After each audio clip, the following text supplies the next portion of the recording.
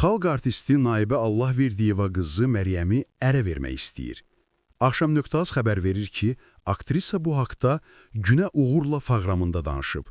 Naibə Allahverdiyeva bildirib ki, övladı ailə qurmaq istəmir. Qızımın 28 yaşı var. Bilmək olmaz sabah başıma nə gələcək.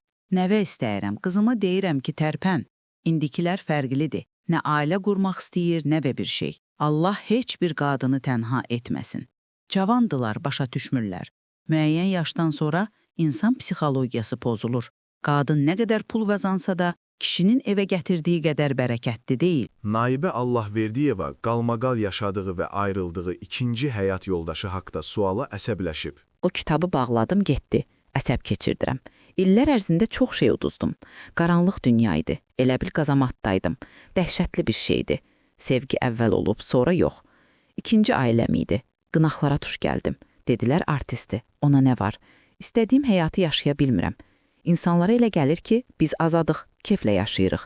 Amma yox, ayağını hara qoyursansa, hamının gözü səndədir. Həm sevilirik, həm söyülürük, həm də təhqir olunuruq.